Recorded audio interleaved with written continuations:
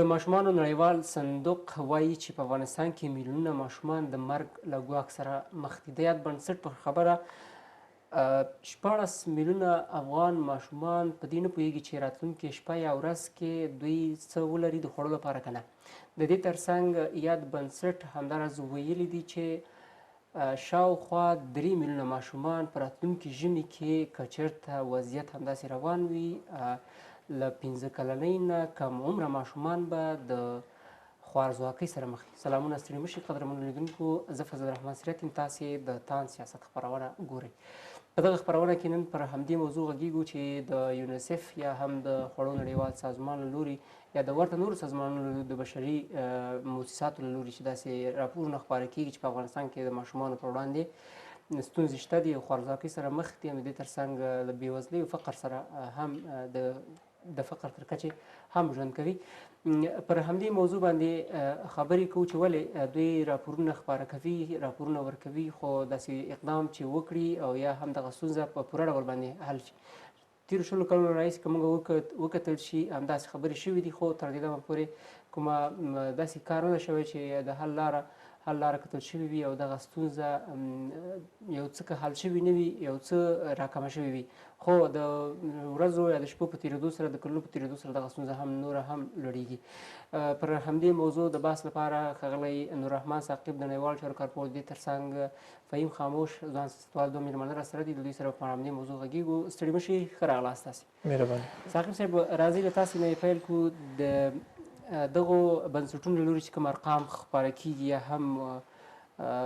راپورونه ورکوي، د دوی دغه وخت پر وخت دغه راپورونه څومره دقیق او څومره سم دي دغه ارقام؟ بسم الله الرحمن الرحیم. سیرت صاحب، تاسو ته او میلمه ته مو خپل نیک هیلې او احترامات وایم. د ارقام په هکله درته ووایم، یو طرف ته که وګورو دا ارقام ډېر زیات دي او وبه وایو چې 14 میلیونه ماشومان د دې ګواښ سره مخ دي. ښایي څومره افغانان دي ټول په مجموع کې چې دغومره کډوال هم شول، یعنی افغانان تعداد بیا څومره دی. خو بل طرف ته که وګورو ارقام په دې صحیح دي چې په افغانستان کې دا د یعنی هغه تنظیم د نسل نشته دی. په افغانستان کې تنظیم د نسل وجود نه لري. یعنی دا غربت خپله د دې باعث کېږي چې د ماشومان پسې هماسې تکثر وکړو او زیات شي. دا د غربت یو یعنی هغه نتیجه د غربت یوه دا هم ده چې پاسپورت ټولنو او مملکتونو کې نفوسونه په داسې یو په غیر توقعي شکل باندې تکثر کوي، زیاتېږي. یعنی یو طرف ته چې وګورې دا ارقام صحیح کېدلی شي، او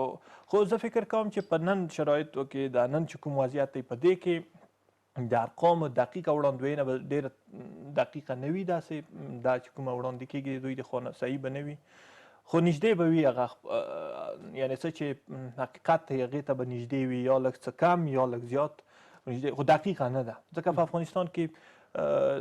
په دا 20 کالو کې د نفوس شماري د احصایه دقیقه نه وه. نو په دغسې یو بحراني حالت کې دا اوس چې موږ ورسره مخ یو چې احصایه اداره هم نشته ده، یا که شته کار فعالیت نه لري، او بل زموږ د ټولنو ته په اسباط منطقو کلیو د دهاتو ته هلته تګ راتګ نه کېدلو د هغو مامورینو چې هغوی د ارقام راټول کړي وای. نو زه فکر کوم چې دا ارقام به ډېر دقیق نه وي. ډېره مننه. راځو خاموش صاحب، تاسو ته له تاسې پوښتو چې ژمی را روان ده، موږ تاسې له یو ډېر سخت ژمي سره مخ یو او داسې راپورونه هم ورکول کېږي چې د ملګرو ملتونو یا دغه مرستندویه بنسټونو چې کومې خبرې کړي دي وایي چې په افغانستان کې که چېرته راتلونکي ژمي کې دغه حالت داسې روان واوسېږي، شاوخوا 3 میلیونه ماشومان وایي چې له خوارځواکۍ سره به مخ وي. ستاسې په نظر دغه ستونزه څومره جدي ده؟ ډېره زیاته مننه سیرت صاحب. سلامونه تاسو ته او درنو لیدونکو ته او د ګران ملګري او خدمت ته. خبره داسې ده چې په افغانستان کې که وګورو د ماشومانو اوسنی حالت یا مخکې هغه حالت چې ماشومان په کوم حالت کې قرار لري، ماشومان مو تېر حالت کې هم وکتل چې په تېر دولتونو کې په تېرو وختونو کې چې څه حالت کې وو، دوی به هغه وخت کې هم ډېرې زیاتې ستونزې لرلې، له ډېرو ستونزو سره به مخ وو او همدغه کوم ستونزې چې اوس دي دا به هم وي. خو لکه څنګه چې اوس څومره مرستې دي، هغه ستونزې دي، څومره اوس ماشومان له خوارځواکۍ سره، څومره اوس له ستونزو سره مخ دي، دا واقعیت چې یو بوږنونکی حالت دی په هېواد کې. په ماشومان په حالت باندې دا ډېر زیات تاثیر لري که راشو د ماشومانو حالت ته وګورو چې دوی سره مرستې هم په هغه اندازه نه دي شوي لکه څنګه چې ضرورت دی ورته مرستو ته که راشو د مرستو پروسه ده د مرستو به کوم مرستې چې کېږي افغانانو سره ماشومانو سره دا ډېر په ډېر سست حالت سره په داسې حالت روانې دي چې که یو ماشوم که یو کورنۍ ته مثلا د یو مرسته کېږي ورسره دا د 15 ورځو مرسته یا د 20 ورځو خو دغه نه وروسته چې بیا د 1 میاشت 2 میاشت عین تر 6 میاشتو پورې کوم داسې مرسته کوم داسې مرسته نه ورسره کېږي چې بیرته د هغه کورنۍ دپاره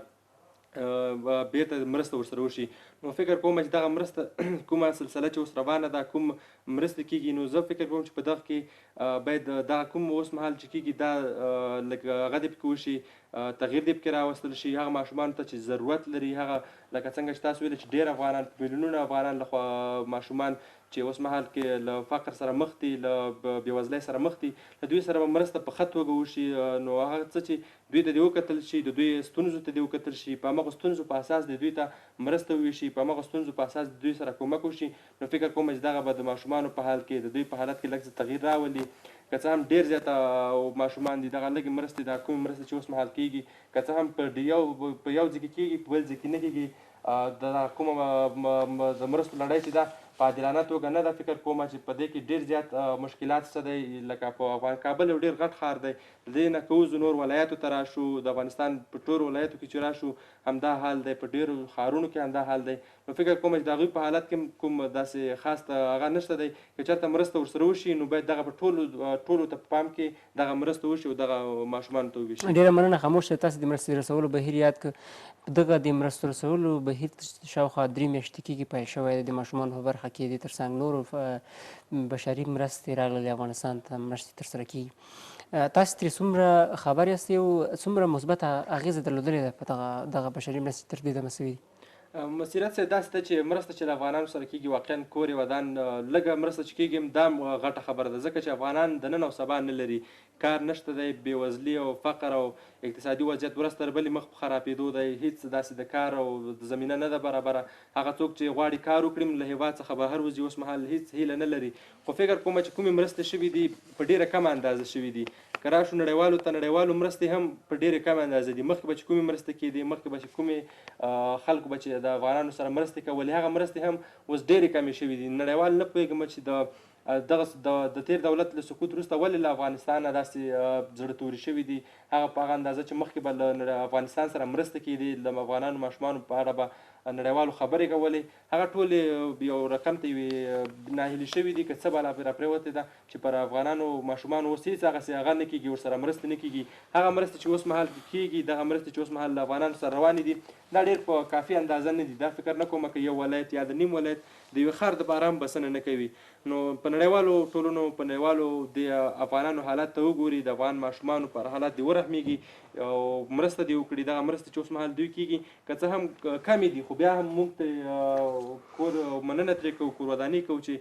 راځي مرسته کوي موږ په دې غږ کوو چې ډېره مرسته دې وکړي افغانان اوس مهال کې څنګه سروي چې تاسو خبرې وکړې ډېر ځوانه ډېر ماشومان دي چې له فقر او د بېوزلۍ سره مخ دي نو دغه مرستو ته دې ادامه ورکړي مرستې دې ډېرې کړي تر څو د افغانانو دغه ستونزې حل شي دغه کوم سخت ژمی چې را روان دی دغه کې لږه ګټوره تمام شي دغه ستونزې نو دغه یو وخت زه پر نړیوالو غږ کوم چې اوس یې وخت دی له افغانانو سره مرسته وکړي له افغان ماشومانو سره ډېره مننه ثاقب صاحب په تاسو ته راسو تاسو نه زه پوښتنه وکړم چې د افغانستان ماشومان په اوس وخت کې که تاسې په ټوله کې راته وارزوئ په کوم حالت کې دي ماشومان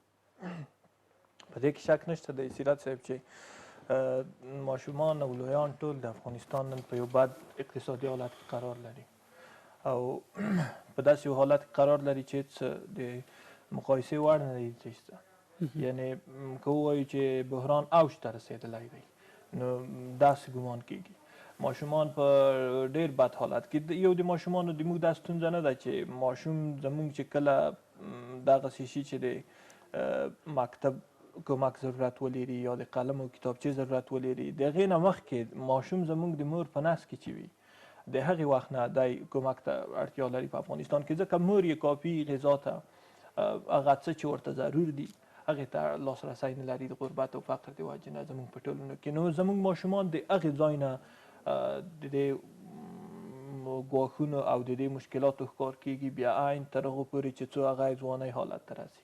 کله چې ځوانېږي نو په ده پسې په همداسې مسلسل شکل باندې 4-5 ماشومان نور تړل کېږي. د هغې سرنوشت بیا د ده په اساس باندې داسې کېږي، نه دی هغه مغزي قوه لري نه هم جسمي روزل شوی وي، ځکه چې ده په یو بحراني حالت کې هغه خپل ماشومتوب تیر کړی وي. نو کله چې هغه لوی شي بیا د ده ته چې 3-4 ماشومان ور د غاړې کېږي، د هغوی دا حالت دی. زه فکر کوم چې خارجیان چې کومې مرستې نن د افغانستان سره کوي باید ویې کوي. زه دا وایم ځکه دا د دوی مسؤلیت دی، دغه حالت دوی خپله جوړ کړی په افغانستان کې. که چېرته دوی په 20 کالونو کې موږ ته یې، زه به درته ووایم سیرت صاحب، چې افغانانو ته یې مایع خوړل ور زده کړل، مایع نیول یې ور ښودل. نو دا چې دوی کله مایع نیول ورته مایعان ورته ونه نسي نو افغانان به څه شی وخوري؟ ځکه افغانانو خو صرف خوړل زده دي. دا د دوی مسؤلیت و. په تېرو 20 کلونو کې بهرنیانو د حد نه زیاتې مرستې شوې. دا به نه وایو چې دا مرستې کمې وي د افغانانو لپاره، خو دا مرستې به د دوه مرستو سرحد به کوم وي؟ دا به تر کومه وخته پورې، دا به موږ به کومه تمه او توقع لرو چې تر دغې حالته پورې زما سره مرسته وکړه؟ مخکې برنامه څه ده؟ پلان څه دی چې زه د دې مرستو نه ته هم خلاص شي او زه هم په خپلو پښو باندې ودرېږم؟ دغه معلومه نه ده که نه. دغه مهم خبر ده چې ته دا مرستې صحیح ده په یو انقلاب کې د یو حکومت بدلیدل په بل باندې، په دغسې سختو قحطۍ حالات کې چې قحطي په موسمي حالات هم په ملک کې صحیح نه وي او نظام هم بدل شوی وي، اقتصادي جریان هم ولاړ وي، دا مرستو ته ضرورت لرو. دا موږ وایو صحیح ده چې خارجیان باید مرستې وکړي په دې وخت کې. اما یو څه باید ټولو خلکو ته واضح وي چې د دې زمینه سازي هم خپله خارجیانو کړې ده په افغانستان کې. که چېرته دوی په 20 کلونو کې په دې باندې کار کړی وای چې څرنګه د دغې حالت مخه موږ ونیسو، څرنګه یو بنیادي کار د خلکو ته وکړو،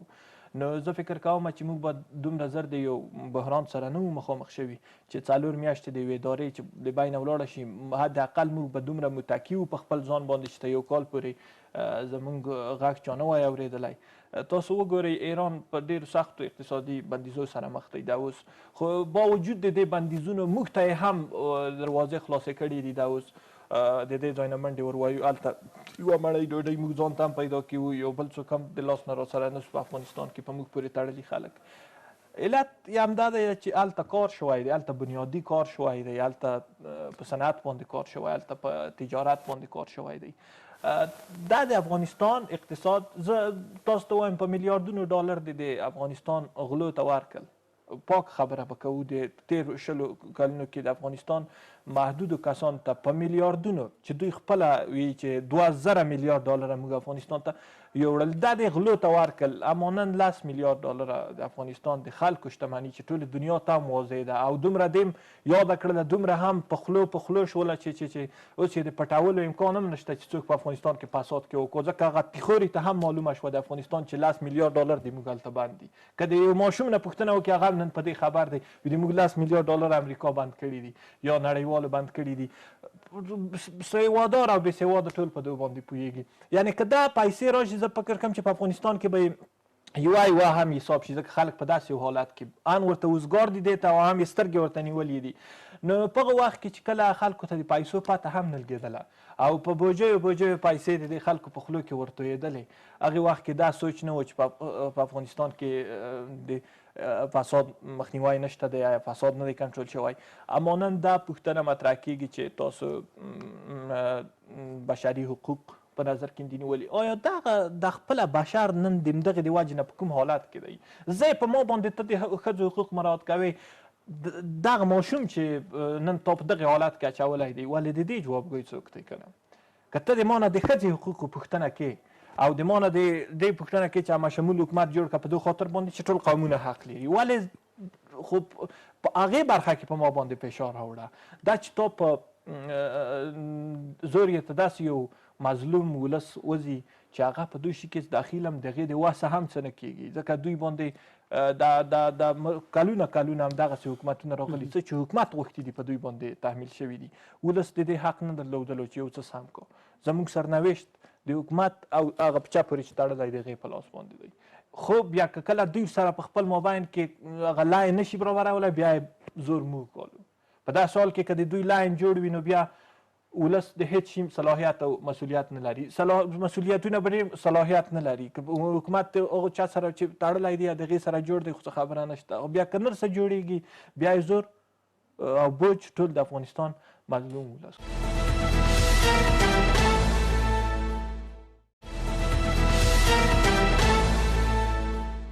بله ثاقب صاحب که راشو دې ته تقریبا شاوخوا 15 یا 14 میلیونه ماشومان زموږ تاسې چې د اوس وخت کې له اقتصادي فقر سره مخ دي په دې کې ګڼ شمېر آینده زموږ تاسې نوی نسل ده راتلونکی نسل به زموږ د هیواد هغه چارې به دوی سنبالوي خو دا په کوم حالت کې دي هغه نو موږ تاسې ګورو چې دوی په کابل په سرکونو ته ورسو یا په نورو ولایتو کې د ښارونو ته لاړ سو یا په اطرافو کې لاړ سو دوی څه کوي دغه ماشومان د ډیری ګڼ شمېر ماشومان د کور سرپرستي په غاړه لري او دا په راتلونکي کې زموږ تاسې هغه راتلونکی نسل هم حسابېږي او که راسو بیا دې ته خوراکي توکو ته چې په د اوسني وخت کې نو بیخي او ته رسېدلي دي قیمتونه دومره لوړ شوي دي چې هیڅوک نه وسه نشي درلودلی هغه کسان چې هغه متوسط اقتصاد درلوده هغوی هم ترې عاجزه دي له دغه برخې نه او ډېر په ستونزو کې دي څه فکر کوئ په افغانستان کې د ماشومانو پر وړاندې او دغه کوم ماشومان چې د فقر سره مخ دي او یا هم د کور سرپرستي په غاړه ده څومره لویه ستونزه دغه راتلونکی ژمی دوی په مخ کې لري واضح خبره ده چې ژمی څه چې دا اوس حالت دغه اوس یخ او لوږې نشي برداشت کولی دا په ژمي کې دا مشکلات دوه چنده کېږي مریضي ورسره زیاتېږي په افغانستان کې دا اوس زموږ کوم شی زموږ کنټرول شوي چې د هغې نه موږ محفوظ وو د هغې خوا نه موږ په امن وو د هوا ککړتیا په موږ په ملک کې لرو یخ ژمی دغسې یو یخ ژمی لري افغانستان هغه آب و هوا دغسې یو آب و هوا ده چې ښه یخ سوړ ژمی لري نو هېڅ دغسې تمه نه کېږي چې د دغې خوا نه خو موږ محفوظ یو کنټرول یو یعنې دا ټول هغه ګواښونه دي چې نړیوال هم ورته متوجه دي نن دا تاسو شاهدان یې دي چې د افغانستان د کنګل شویو پیسو نه 280 میلیونه دا اوس نړیوال بانک د افغانستان بام ته په لاس کې ورکوي دا هماغه فشارونه وو چې په امریکا باندې راغلل بالاخره چې دوی د بشر د دغه افغانستان د ولس په خاطر باندې دغه پیسې په تدریجي شکل باندې آزاد کړل کېدای چې دوی ته ادامه ورکړو آزاد یې کړو نو زه فکر کوم چې دوی هم دې ته متوجه دي د ستونزې ته خصوصا د افغانستان د نږدې همسایهګان د سیمې هیوادونه ځکه هغوی کړکېچ ډېر بوج به دوی ګالي که په افغانستان کې هر قسم ناورین راځي نو ډېر زور به یې د سیمې هیوادونه ګالي او ډېر ضربه به دوی ته رسېږي نسبت نړیوالو ته نو دوی هم په دې هڅه کې دي چې د افغانستان د کنګل شوې پیسې خلاصې کړي با وجود د دې نورې مرستې هم جلب کړي د افغانانو دپاره تر څو دغه ژمی چې کوم را روان دی تر څو په دغې ژمي کې د موږ یو سرنوشت معلومیږي دغه مرستې په دې باندې د افغانستان د خلکو یو درد دوا کړي. ډېره مننه خاموش صاحب که تاسو ته راسو په افغانستان کې لکه څرنګه چې د ماشومانو پر وړاندې کومې ستونزې ثاقب صاحب یادې کړې دی ولې د دوی پر وړاندې یو بنیادي کار نه کیږي چې دغه ستونزې نورې ختمې سي او استه استه له فقر نه موږ تاسې وځو همیشه په راتلونکو کلونو کې د افغانستان کې د فقر کچه د ماشومانو پر وړاندې که وي که هغه په عموما کې وي زیاتېږي ولې بنیادي کار نه کیږي ستاسې په نظر سیرت صاحب داسې خبره ده چې په افغانستان کې دا کوم د ماشومانو یا کوم د بېوزلۍ حالت چې دی دا په یو حالت کې کار نه لري کله هم د دې بېوزلۍ کچه لوړه شي یا هم په کمه اندازه څه ناڅه راکمه شي نو دا په یو حالت کې نه ده چې دا کومه بنیادي کار ورته وشي ځکه که بنیادي کار کم ورته وشي بیا ډېرو ته یا مشکل پیدا کېږي که ډېرو ته وشي بیا همداسې هغه ته مشکل پیدا کېږي نو زه فکر کوم چې که چېرته داسې ځینې کارونه ورته وشي هغه داسې کارونه ورته وشي چې دغه د بېوزلو کچه په یو څه ناڅه راټیټه کړي یو څه ناڅه یې ښه کړي نو هغه وخت به وکولی شو چې دې ته یو بنیادي کار دې ته یو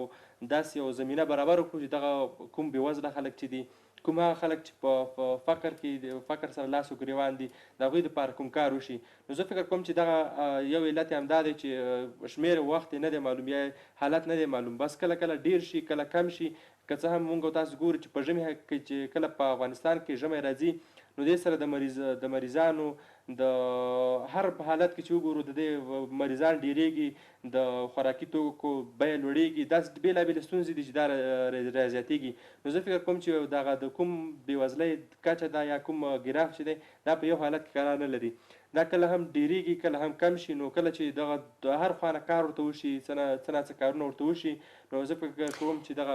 ستاسې په نظر حکومتونه څومره مسؤله دي په دې برخه کې ځکه تیر 20 کاله که وګورو د 2-3 حکومته پکې راغلل، 2-3 ولسمشران. اوس چې اسلامي امارت راغی او د افغانستان تیر نظام سقوط سو، دا پړه اسلامي امارت په تیر حکومت باندې اچوي چې هغلته کار نه ده سوی. اوس که اسلامي امارت دا کار ونه کړي یا د دوی او د دغه برخه کې بنیادي کار ونه سي کړلی، که بل نظام راځي هغه به بیا په اسلامي امارت وراچوي او یا به هم په تیر حکومتونو بیا وراچوي. څومره مسؤلیت لري حکومتونه په دغه برخه کې؟ بې له شکه چې حکومتونه نهایت زیات ډېر زیات په دغه برخه کې هغه لري، مسؤلیت لري. حکومت باید د دغه کچه د دغه کوم خلک چې دي د دوی په اړه سروې وکړي، د خلک چې دي معلوم کړي ځان ته چې د افغانان د یا د خلک په کومه سطحه کې قرار لري، د څومره وضعیت ښه دی، د څومره نورمال دی او د څومره وضعیت بیخي 0 درجې سره دی. که دغه درجه بندي وشي، دغه حالت میکار وشي، نو زه فکر کوم چې یو څه ناڅه کار به ورکړي، یو څه ناڅه به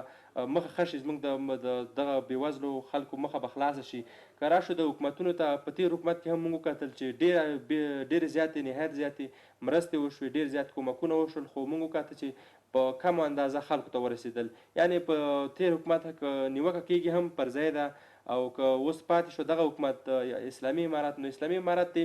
تېر حکومت سره ځان نه پرتله کوي، په یو نوې اندازه په نوې بڼې سره د خلکو سره مرسته وکړي، دا د خلکو د ځان ثابت کړي چې واقعا موږ د خلکو غمخوار یو، خلکو غم موږ سره شته دی، نو دوی د ورسره مرسته وکړي په ښه اندازه باندې، په یقیني توګه، او په هغه خلکو باندې چې د دوی د باور وړ دي، هغه کسان چې خلکو غواړي. داسې نه چې که چېرې موږ مخکې وکاته چې یو داسې کس ته به د مرستو حواله وشوه چې به هغه به پکې د خپل د کورنۍ 5-6 کسان اضافه هم لیکلي وو، د کورنۍ ټول غړي به یې لیکلي وو، په داسې حال کې د هغه څنګه ګاونډي نوم به نه و پکې لیکل شوی یا به پکې نه و لیکلی. نو دغه ستونزې ډېرې دي. زه وایم چې کله چې مرستې کېږي، دوی دي یو سم کس ته وسپاري، یو سم توګه خلکو ته وسپاري، هغه چا ته دې وسپاري چې د خلکو په خوښه وي، دا نه چې د کس په خوښه وي چې دا خلک یې د دې مرسته ورسره کېږي. نو زه وایم چې حکومتونه پکې ډېر زیات مسؤلیت لري. حکومتونه په دې کې مستقیما رول لري په دغه د اقتصادي وضعیت باندې، په دغه بېوزلۍ باندې. اوس موږ تاسو دا کوم حالت چې لرو، نو زه پر اسلامي امارت باندې غږ کوم چې مرستې دې ورسره وکړي، مرستې دې له نړیوال ورته وغواړي، ځکه چې نړیوال هم مسؤلیت لري د افغانستان په حق کې، ځکه چې کله به چې تېر حکومت و هغوی سره به هم مرستې کولې، نو دغه اوسنی حکومت چې کوم د اسلامي امارت، نو د دې سره دې هم مرستو ته ادامه ورکړي. دغه حکومتونه به بدلېږي، دا کومه خبره نه ده، دا په ټول نړۍ کې یو عادي حالت دی. هر یو حکومت بدلېږي، بل حکومت راځي، یو اداره بدلېږي، بل اداره راځي. نو زه فکر کوم چې نړیوال دې هم خپلې مرستې له افغانستان سره، له افغانانو سره نه دروي، او دغه مرستو ته دې ادامه ورکړي او افغانانو سره دې مرسته وکړي. ډېره مننه ثاقب صاحب، که راسو تاسو ته ژمنه شوې مرستې له افغانانو سره په څو ناستو کې ډېرې ناستې ترسره شولې د افغانستان په اړه باندې، دغه مرستې یا دغه ژمنه شوې مرستې څومره کافي دي د اړمنو افغانانو لپاره؟ سیرت صاحب، د دې د ارقام په هکله، د څومروالي په هکله به زه درته ووایم چې په دې شرایطو کې د افغانستان د خلکو دپاره هر څه په ګټه باندې دي. یعنې که دا خو 1 میلیارد ته ورسېدلې په ملل متحد هغه کوم پروګرام چې و چې مرستې پکې جمع کېدلې، نو زه فکر کوم چې 100 میلیونه هم ورته ډېرې دي، دا اوس ورته هغه دي دوی په ګټه دي. نو پاتې د 1 میلیارد خبره شوه. که چېرته دا 1 میلیارد صحیح په ځای باندې راځي او مصرفېږي، نو په دغه بحراني حالت کې به د افغانانو لاسنیوی شوی وي. خو مهمه خبر دا ده چې خارجیان یا امریکایان، غربیان، د دوی متحدین، دا باید د افغانستان په دغه بنیادي مسایلو باندې غور وکوي د حکومت سره. که دوی په رسمیت باندې نه پیژندل کېږي هم دغسې یو طرح ورته ورکولی شي که نه چې د افغانیو کنټرول پکې وي، یا د قیمتونو د لوړېدو په هکله باندې د تجارانو سره یو په همغږۍ مخکې لاړ شي. همدوی نړیوال او د اسلامي امارت دغسې په داسې یو میکانیزم باندې کار وکړي تر څو پورې د دغې مرستو نه ټول افغانان مستفید شي، ټول افغانان په داسې شکل باندې چې د تجار سره کومک وکړي په یو برخه کې هغوی خپل قیمتونه راټیټ کړي،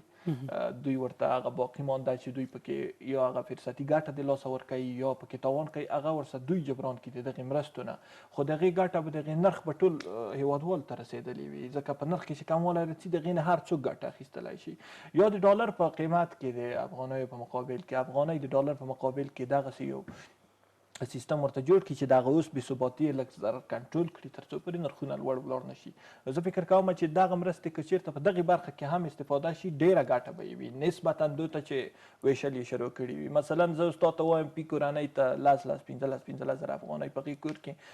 یا 20 کسه وي یا 15 کسه وي. نو دا داسې حالت دی چې دغه 15 زره افغانیو نه وروسته یوه میاشت د دې کېږي بیا پروګرام څه دی یا بیا به څه کېږي. یعنې داسې خو نه ده چې نن دی خوړو ته ضرورت لري یوه میاشت وروسته یې نه لري یا نن مریض دی یوه میاشت پس کیدای شي مریضي ورته پیدا نه شي یا نن بې سرپناه دی یا یوه میاشت پس یې سرپناهۍ ته ضرورت نشته دی اسمان نه یو کوټه راځي په هغې کې به بیا ننوځي یوه میاشت وروسته څه پروګرام دی په هغې باندې کار وشي. د افغانستان د مشروعیت په مسله باندې کار وشي د حکومت د خانه د اسلامي امارت د خانه تر څو پورې موږ بنیادي مشکل حل شوی وي. زه په دوی باندې باور لرم چې د افغانستان خلک ډېر مقاومتي خلک دي. دا 40 کاله یې لوږې دربدرۍ پریشانۍ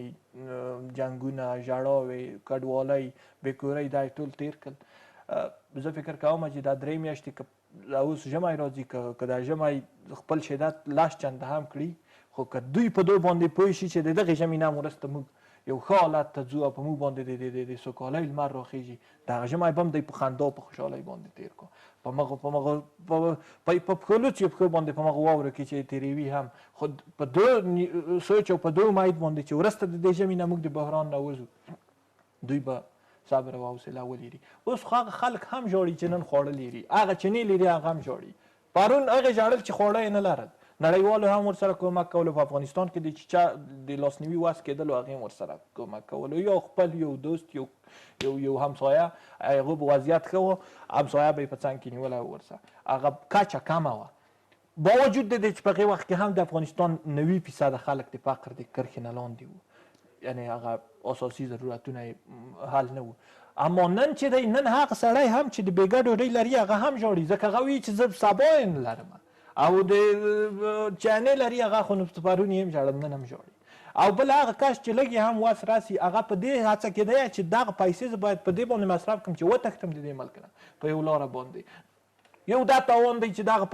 سړی هم وځي د دې ملک نه ځي د کډوالۍ کچه په دنیا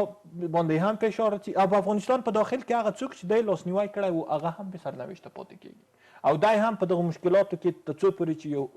مناسب حالت ته ځان رسوي یو مناسب ځای ته دغه د سرپرستۍ نه دا سړی یوتي ولاړ او دی د سرپرستۍ نه دا پاتې دی. نو په دې سره دغه ارقام نور هم زیاتېږي.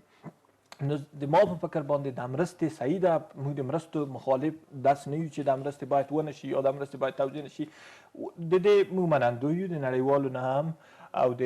اسلامي امارت چې هغه توضیح هغه څرنګوالی څرنګ هم په مخ باندې وړي دا موږ صحیح بولو ځکه فساد به پکې په دومره کچه باندې نه وي لکه په تېر حکومت کې چې و. خو مهمه مسله چې ده هغه د افغانستان د بنیادي مسئلې حل دی چې هغه ټول مسئولیت د اسلامي امارت ته متوجه دی. صحیح ده دنیاوال به دا بانې کوي چې دا شی وکړي دا بانو موقع ولې دنیاوالو ته ورکړل چې ولې د دې بانه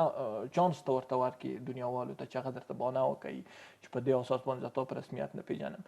زه فکر کوم چې د اسلامي امارت دا اوس په دې اوس شرایطو کې باید په افغانستان کې د یو دننه مشروعیت پیدا کو تر څو پورې نړیوالو ته ټول نړیوال نن چې د مرستې چیغه ورته کوو داسې چیغه ورته وکړو چې موږ ولې خی ته په رسمیت نه پېژنې بې د طالب نه بې د اسلامي امارت نه د افغانستان فرد دا غږ وباسي چې موږ ولې ته په رسمیت باندې نه پېژنې او دنیا ته ولې د موږ سره اړیکې نه پالې ولې موږ سره تجارتي راکړې ورکړې نه کوې موږ ټول په خپل مابین کې سره جوړ یو نو ضرورت یې ته څه دی چې ته په موږ کې ویش کوې چې دا مې خوښ دی دا راوله او دا په حکومت کې شریکه خو دا خو دا نیمګړتیا د موږ ده نن چې اسلامي امارت چیغې وایي موږ په رسمیت وپېژنو موږ مشکلات حل کړي دي یو رسنۍ ځي په یو ځای کې راپور اخلي هلته خلک وایي چې موږ د لوږې مړه شوو او زه وظیفه نه لرم د وظیفې نه ایستل شوی یم په تېر حکومت کې مې وظیفه لرله اوس یې نه لرم معاش مې دی نه راکول کېږي صحیح ده معاش خو په تېر حکومت کې به هم داسې څو وارې پېښ شوي دي چې د 3 4 میاشتو معاشات کارمندانو به رانغلل بیا په یو ځای خو دا هیله امید به و چې 3 4 میاشتې وروسته معاش هم راځي او زه به هم له عمله لګیا وم کار به مې کړلو.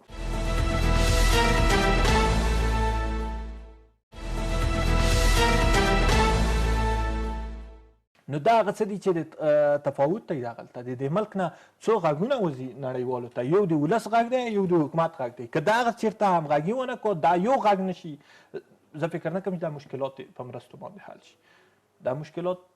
دغه مرستو کوم چې نړیوال کوي چې دا 10 کاله یې کړي حل شوي نه دي، دا په 3 میاشتو باندې دا مشکل نه حل کېږي. که 3 میاشتې پس خدای نخواسته موږ د بحران نه ونه وځو نو بیا به موږ څه حالت وي، بیا به بیا بله ناسته زموږ دپاره ملل متحد کوي چې یو بله مرسته د په سیرلي پاره راولېږي، بیا په وړي کې یو بله ناسته کوي تر څو پورې موږ ته یوه بله مرسته د مني پاره راولېږي. نو په زیاتي د موږ همدغه وي چې د ژوند کول به موږ فقط صرف خوړل هدف هم د ژوند خوړل وي، خوړل به هم د ژوند هدف وي، هغه هم په داسې شکل باندې چې بل چاته به لاس پې زارۍ کوو بیا به د یوې ورځې ډوډۍ راکوي. نو دا مسؤلیت خپله د افغانانو دی تر څو پورې داخلي هغه خلک چې په تیر حکومت کې وو د افغانستان او د اوس اوسنی نظام چې راغلی دی، اوسنی حکومت د دې رهبران په خپلو کې سره یو مشروعیت ورکړو د حکومت ته او وروسته د هغو نه خارجیانو ته ووایي چې ستاسو اندېښنې څه دي، راشئ اوس زموږ سره خبرې وکړئ، دلته یو واحد نظام دی، واحده اداره ده، ولس او حکومت په یو غږ باندې دي، د ولس هیلې پوره شوي دي، سوله راغلې ده، د هغې په څنګ کې په حکومتو کې خپل ځانونه لیدلي دي. ته دا وایي چې په تیر حکومت کې خلکو ته حق نه رسېدلو، عدالت نه و، نو خو نن چې زه خپل دا عدالت هغه نور عدالتونه مې هغه وخت نه و، نن دا عدالت نشته دی چې ما خپل ځان د دې ځای نه بیرون زه وینم، په داخل کې نه وینم، نو دا هم نشو عدالت. نو زه فکر کوم چې تر هغوی پورې به دا نظام او د خلکو مشکلات په افغانستان کې حل نشي. مننه. د ژمي دغه راتګ ته که وکتل سي په افغانستان کې ډیری بشري مرستې راغلي دي، موږ چې کوم راپورونه لرو یا هم راپورونه را رسېدلي دي ډېرې مرستې راغلي دي، خو په دې کې ډېر شکایتونه دا دي چې په دغه د مرستو رسولو په بهیر کې ځینې ستونزې شته دي. هغه ځینې ستونزې دا دي چې ډیری وایي چې ملکان یا هم دغه د کلیو هغه مشران چې پخوا وو هغه اوس هم د دغو پروسې مشري کوي او دغه مرستې د دوی په لاس باندې یا دغه نومونه د دوی په لاس نیول کېږي، بېوزلو ته نه ورسېږي، زورواکو سره په لاس کې ده. دغه ستونزه چې اوس ژمی روان ده، دغه ژمي نه څه ډول موږ تاسې ووځو او دغه مرستې باید اسلامي امارت په کومه بڼه باندې یا هم نړیوال په کومه بڼه باندې دغه مرستې تر هغو خلکو ورسوي چې هغوی واقعیت سره په دغه ژمي کې له فقر سره له بېوزلۍ سره مخ دي او نشي کولی له دغه ژمي ژوندي ووځي. نو دا یو خواته چې وکړو دا ډېره بدبختۍ خبره ده چې په دې کې موږ نړیوال ته خواست وکړو چې تاسو راشئ دا مرستې موږ تر وویشئ، یو خو راکړلي چې موږ په خپل موبایل کې ویشلی هم نه شو، نو دا هم بدبختي ده. خو زه فکر کوم چې د ملکانو په هکله به درته ووایم، زه چې څومره معلومات لرم په تیر حکومت کې ملکان ډېر مطرح وو په کلیو و اطرافو کې، اما په هغه وخت کې هم اسلامي امارت مخالف و، د تیر حکومت په شتون کې هم په کلیو و اطرافو کې د ملکانو مخالف وو اسلامي امارت، او نن هم ملکان نشته، هغه د ملکۍ سیستم په کلیو و اطرافو کې ورک شوی، ختم شوی دی. هغه د په ښارو کې به هغه وکیلان ورته وښایي، د ګذر وکیل به ورته ووایي، دا شیان اوس تر ډېره حده پورې ورک شوي دي، نشته. خو په ویش کې به درته ووایم صحیح ده، دغسې بعضې خبرې به وي، تر ډېره د پخوا په پرتله به دا ویش صحیح وي، خو یو څه به پکې دا وي چې کیدای شي اسلامي امارت بعضې هغه مسؤلین چې د دې توضیح کوي کیدای شي او خلکو ته پکې نسبتا دغه غریب په پرتله او خلکو ته توجه وکړي چې هغوی د دوی سره په لیکو کې څوک د لاسه ورکړي وي، یا مثلا د دوی سره باوجود د دې چې دغه اقتصادي وضعیت به ښه وي نسبت هغې ته چې دغې په څنګ کې یو بل د اقتصادي وضعیت به ډېر خراب وي، دغو ته به د دوی توجه ډېره وي نسبت دوی ته. ستاسې مشوره څه ده؟ څنګه؟ ستاسې مشوره څه ده دغې خلکو؟ زما مشوره خو واضح خبره ده چې هغه خلک چې مستحق دي هغوی باید په نظر کې ونیول شي نسبت هغو ته، ځکه د هغوی قرباني او د هغوی د تاسو په ذهن باندې هغه ستړي هغه خو د الله تعالی د رضا دپاره د دې دپاره بیا هم د هغې لاسنیوی دې هم پکې وشي، د هغې نه به یې وباسو. که چېرته غریب وي نو غریب په جمع کې به یې ونیسو، هېڅ به داسې وایو نه چې دا زموږ یو فرد و زموږ سره په لیکو کې جنګېدلی و، وبه وایو چې دا هم غریب دی، هېڅ به هغه شی ویر کړو د غریب په هغې کې به راشي. نو خو بیا هم د تیر حکومت او د تیرو نظامونو په پرتله باندې دا ویش به زه فکر کوم چې تر ډېره حده پورې صحیح وي، دغه یو څه به پکې وي. او د ملکانو هغه غټې برخې به چې پکې ورکېدلې هغه شی ختم شوي دي. هغه اسلامي امارت زه چې څومره معلومات لرم په تیر دور کې هم د ملکانو مخالف وو او اوس وخت کې پاک سوتره بند کړي دي. نشته دي ملکانو قومي مشران چې وو به هغه به یې لرلې شورای به یې لرلې دا شی نشته دي. ښه مننه. خو ستاسې دغه پوښتنې په ځواب کې به زه دومره ووایم چې ستاسو دغه نظر په هغه کې چې ملکان لا نسته ده. خپرونه کې زه خپله هم یوه بله خپرونه لرم چې هغه کې د خلکو نظریات مې راخیستي دي له ډېری هېوادوالو چې هغه له هر ولایت نه ما سره اړیکه نیولې ده. په همغه لایف خپرونه کې ویل دي چې دغسې یوه ستونزه موجوده ده په واقعیت سره چې دغه نومونه لیول کېږي او د ملکانو له لورې نیول کېږي. خو زه دا صحیح ده دوی ته پکې ترجیح ورکول کېږي که چېرته د اسلامي امارات مسؤلین سي زه فکر کوم یو کلي ته هغلته د هغو خلکو نه پوښتنه کوي چې هغوی خلک لږ د دوی سره مخکې هم په موضوعاتو کې داخل پاتې شوي دي. داسې نه کوي چې هر چا ته ورشي ته ماته د دغې ځای د بېوزلو یا د مستحق خلکو لیست راکړه. دا شی به وي هماغه تیر ملکان او قومي مشران به ورته د دوی لیست ورکوي. خو د دوی کنټرول پې شته دی. بیا د ویش په پروسه کې هم کنټرول شته دی او دا خبره یعنی هغه څه چې موږ ته معلوم دی واضح حقیقت یعنی د ویش په پروسه کې هم د دوی کنټرول شته او دغه د نوملیکنې په پروسه باندې هم دوی تقریبا معلومات لري چې هغه خلک پیژني. داسې مسؤلین هلته لیږل کېږي چې هغوی د مغو سیمې د خلکو د کلیو د هغه سره ارتباط لري او د هغو ځای کې پاتې شوي وي ټول پیژني. نو دا یو ستونزه به وي که مخکې چې ما تاسو ته یادواري وکړله چې بعضې خلک به د روابطو په اساس کیدای شي دغو مستحقو نه لږ مخکې دغه شي د مرستو مستحق وبلل شي. بیا که څه پاتې شول هغو ته ورکړل شي که پاتې نه شول نو بیا وي چې همدغومره مرسته ورکړي. ډېره مننه خاموش صاحب. تاسو ته راګرځو تاسې وروستۍ خبرې رااخلو د مرستې رسولو دغه بهیر چې ثاقب صاحب هم پرې رڼا واچوله څومره له خنډونو سره مخ ده او څومره د اصلاحاتو ته اړتیا لري او د دې ترڅنګ اسلامي امارت د راتلونکي ژمي په اړه باندې باید څه وکړي. ډېر زیاته مننه. زه په اخر کې دا خبره کوم چې اسلامي امارت چې تیر حکومت چې څه کول هغه سره د ځان نه پرتله کوي. هغه ویش هغه مرستو چې به تیر حکومت چاته ورکولې هغه باندې دې هم غور وکړي. هغه دې هم له سره وګوري چې چاته ورکولې په څه ډول خلکو ته ویشلې او بیا دا په کوم حالت کې وي. نو زه فکر کوم په دغه حالت دې لږ څه غور وکړي. دغه حالت کې دې لږ تغییرات راولي او زه فکر کوم تر ټولو ښه حل لاره به همدا وي چې د کلي مسجد کې یا د کلي د امامانو سره دې خبرې وکړي د دوی سره دې رابطه وساتي چې دوی څوک دلته پیژني څوک دلته د دغه ځي غریبانان دي څوک مستحق دي دغه مرستو. فکر کوم چې کله چې دغسې کار وشي دا فکر کوم دا به د حل لاره وي او همداسې به وشي. د په تېر هغه کې موږ وکاته چې ډېر خنډونه وو پکې یا د ملکانو نه هم خلکو ډېر ګیله لرله. هغه چا چې ملکانو ته یا د په اصطلاح کلي مشرانو ته دغه مرستې ورکولې له هغو څخه هم خلکو ګیله وه چې دوی هم په دغه کې درغلي کړې ده. په دې کې هغه خلکو ته مرستې ورکړي دي چې د فکر کوم د مرستو هغې نه لرله څه د مرستې وړ نه یا بېوزله نه و. نو فکر کوم چې دغسې اصلاحات پکې راشي. دغه کوم په مخکې چې کوم خلکو ته ورکول کېدي دغه د مرستو لړۍ یا د مرستو ویشل کېدو هغه مشري چاته ورکول کېده نو په هغه کې دې هم تغییرات راولي. زه دا نه وایم چې ټول د مکمل ډول باندې لرې کړي یا بل کس راولي. نه همدغو کسانو ته دې ورکړل شي په دې څارنه وکړی شي د حکومت د دوی وڅاري چې څنګه یې ورکوي څنګه یې نه ورکوي. نو فکر کوم چې دغه به ښه نتیجه ورکړي. هغه خلک چې بېوزله دي همدغه مرستې به د هغوی دپاره وي د هغوی د ورکړل شي د هغوی ته به ورسېږي. نو فکر کوم چې همدغه تغییرات راشي لږ څه تغییرات پکې راشي نو د یو نتیجې یو پایله به ورکړي. ډېره مننه. ثاقب صاحب ستاسې وروستۍ خبرې رااخلو. نړیوال باید څه ډول بدلونونه په خپلو اجرااتو کې راولي او دغه د افغانستان د بشري وضعیت چې دا اوس په افغانستان کې فعلا روان دی دغه ته په کتو سره څه باید وشي؟ د بدلونونو راوستل د افغانستان د داخلي موضوع ده. زه فکر کوم چې افغانستان پورې تړلې موضوع ده. د افغانستان په داخل کې باید دغه کارونه وشي. د مرستو په هکله باندې خو نړیوال دریځ روښانه دی. هغوی اوس هم لګیا دي دا خبره کوي چې موږ بشري مرستې کوو